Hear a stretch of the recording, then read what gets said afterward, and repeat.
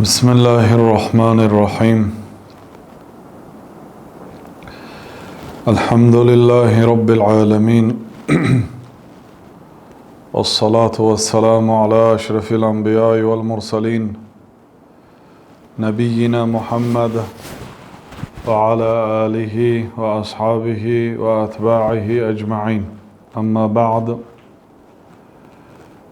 امروز 29 ذوالقعده به آخر رسید و پگاه انشاءالله روز 1 ذوالحجه هست. در داخل یک سال بهترین 10 روز، اگر در داخل یک سال بهترین 10 شب دهه آخر ماه رمضان که دارای شب قدر است باشد، در داخل یک سال بهترین 10 روز این دهه ماه ذوالحجه است. دهه اولی ماه ذوالحجه است که دارای روز عرفه و روز نحر است که بهترین روزهای دنیا هست.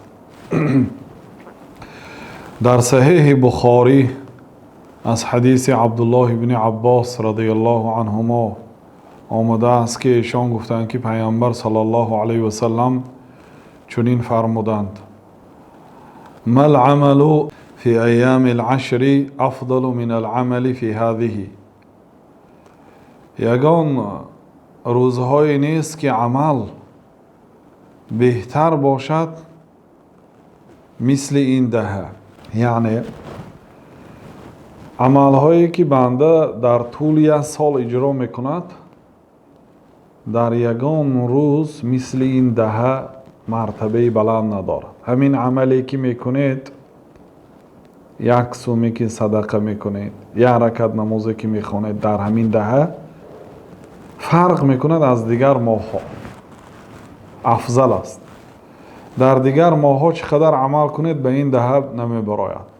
وقتی که پیامبر صلی الله علیه و سلم چنین سخن را گفتند، صحابگان کرام، حریص‌ترین مردم به خیر، حریص‌ترین مردم به جنت و از همه شخصیت هایی که دین مقدس اسلام را پیروی کردند، از همه شخصیت هایی که پیامبر صلی الله علیه و سلم را دوست داشتند و به خاطر پیامبر صلی الله علیه و سلم، به خاطر این دین، به خاطر الله تعالی مال خود، آبروی خود، حتی زمین و مال و خانه خود و جان خود را فدا کردند رضی الله عنهم اجمعین.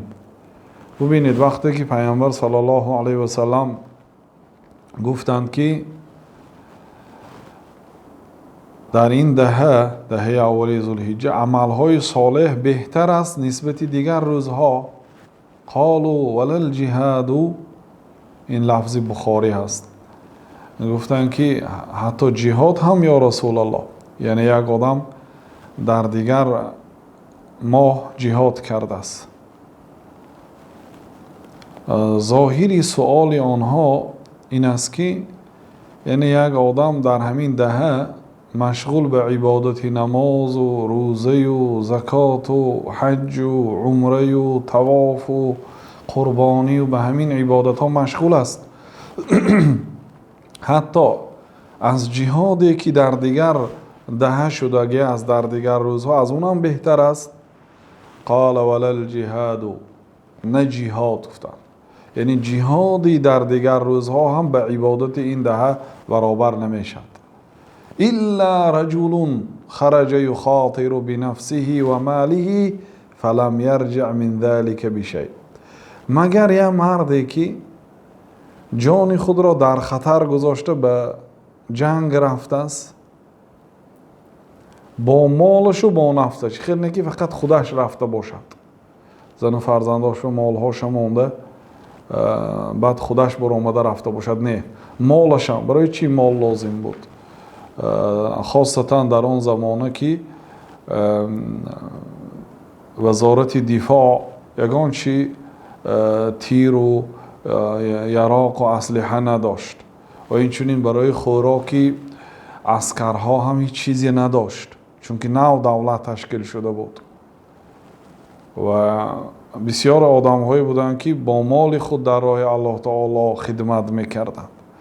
بنابراین گفتند که این مردی که هم با مالش جهاد کرده است هم با نفسش. فلم یرجع من ذلك بشیء. بعد تمام شوی جنگ چیزی رو به خانهش نآورده است، یعنی نه جانش را نه مالش را. جانش شهید شده است، مالهاش هم در راه الله صرف شده است.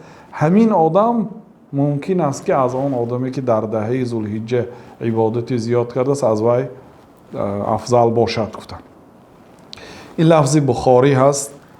ما همچون احترام بخاری رحمت الله علیه و احترام صحیح بخاری لفظ بخاری را اول شرح دادیم. از یه مراتب لفظ ابو داود و ترمذی و ابن ماجه لفظ سنن را برای شما قرائت میکنم. این هم حدیث عبدالله ابن عباس است رضی الله عنهما. پیامبر صلی الله علیه و سلم گفته که ما من ایام العمل الصالح فيها احب الى الله عز وجل من هذه الايام، یعنی ایام العشر. یگان روزی نیست که عملهای صالح بهتر باشد. در این لفظ به لفظ احب آمده است، محبوبتر به الله باشد از این دهه. یعنی عمل شما در این دهه هم میکنید، در دیگر روزهای هم میکنید، لیکن در این دهه کردگیتان به الله تعالی محبوبتر است. الله تعالی دوست می‌دارد. قالوا یا رسول الله ولا الجهاد فی سبیل الله. گفتن که یا رسول الله نه جهادی در راه الله، حتی جهاد هم به این عبادت دهه برابر نمیشد. گفتن که ولا الجهاد فی سبیل الله، نه جهادی در راه الله الا رجل خرج بنفسه و ماله فلم یرجع من ذلك بشیء، مگر مردی که با مالش و با جانش در راه الله جهاد میکند و از این چیز با چیزی بر نمیگردد، یعنی در همین راه به شهادت میرسد، مالش هم در این راه صرف میشود، او بله او بهتر است. روایت ابو داود و ترمذی و ابن ماجه. جابر ابن عبدالله الانصاری رضی الله عنهما گفتند که پیامبر صلی الله علیه و سلم گفتند که این افضل ایام الدنیا ایام العشر، بهترین روزهای دنیا انا همین دهه اولی ذوالحجه است. روایتی بازار است، هیثمی میگوید که رجاله ثقات، مردهای اسناد این حدیث همش مردهای باوریناک است، یعنی حدیث صحیح است. خیلی که شیخ ناصر هم حدیث را صحیح گفتن. خب از این حدیث ها برمی آید که عملی صالحی که در این طول 10 ماه اجرا میکنید بهتر است از آن عملهایی که در غیر این 10 روز در دیگر روزهای سال اجرا میکنید. پس چی باید کرد؟ پس باید این موسم را غنیمت دانست. حتی بعضی علما گفتند که دهه اولی ذوالحجه بهتر از دهه آخر رمضان، برای اینکه دهه آخر رمضان قربانی ندارد، دهه آخر رمضان حج ندارد، بله نماز دارد، اینم نماز دارد، نماز عید دارد، اینم این چنین روزه عرفه هست، یه روزش برابری 2 ساله گناه بخشیده میشد. کسی روزه عرفه روزه دارد، روز 9 ذوالحجه 2 ساله گناهش بخشیده میشد. این خیلی روز دیگه نیست در داخل سال.